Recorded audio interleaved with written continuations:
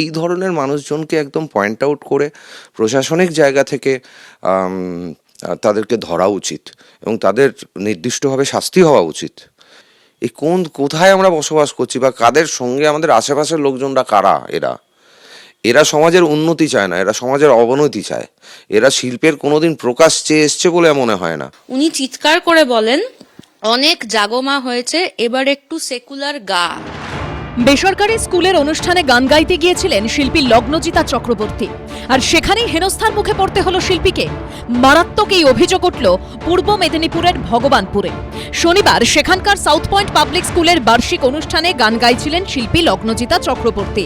তার অভিযোগ, জাগমা গানটি গাওয়ার পর দর্শক আসন থেকে মেহবুব মল্লিক নামে এক ব্যক্তি উঠে আসেন মঞ্চে। তিনি লগ্নজিতাকে মারধর করতে পর্যন্ত উদ্যত হন। একটা গান গেয়েছিলাম জাগো মা বলে, সেটা আমার 7th গান আমার লিস্টের। তো আমি সেই গানটা শেষ করে কথা বলছিলাম 8th গানে যাব বলে। উনি চিৎকার করে বলেন, অনেক জাগমা হয়েছে, এবার একটু সেকুলার গা।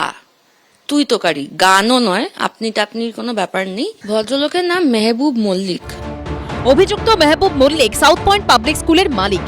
যদিও মেহবুব মল্লিকের পরিবারের দাবি, অতিরিক্ত টাকা চাওয়াকে ঘিরেই শিল্পীর সঙ্গে বচসা।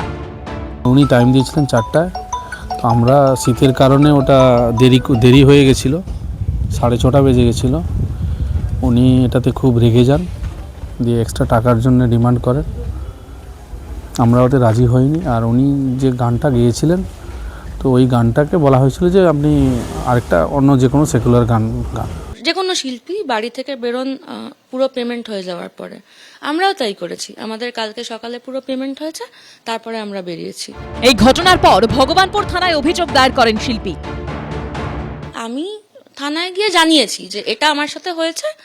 তখন আমাকে থানা থেকে বলেছেন যে আপনি জেনারেল ডায়েরি করুন। আমি জেনারেল ডায়েরি করেছি।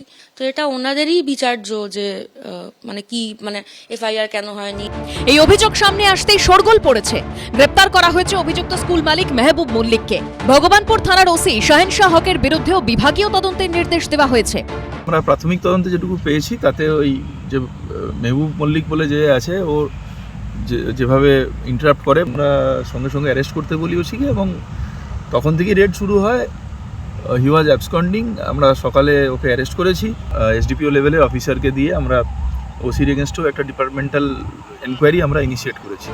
এদিকে এই ঘটনা সামনে আসতেই শাসক দলের বিরুদ্ধে আক্রমণ শানিয়েছে বিরোধীরা। তৃণমূল নেতা মেহবুব মল্লিক বেসিক্যালি চুলের চোরাচালানকারী। চীনে জেল খেটেছেন 5-7 দিন।